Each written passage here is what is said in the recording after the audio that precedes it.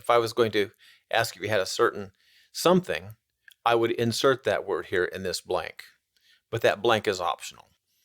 And let's take a look at the definitions of the words and the tones. Up here on the top of the word kun, you see there is no tone marker, so it's said in your normal speaking voice. The same with me, normal speaking voice, no tone marker. So kun mi means to have. So kun mi means you have. Kun mi, both middle tones, both your normal voice. มี มี มี มี มี Me means to have. I have a PDF that's got, I think, 14 beginning phrases that you need to know. And you will also be able to find some links to my online course where I have some free lessons. I'd like for you to sign up for both.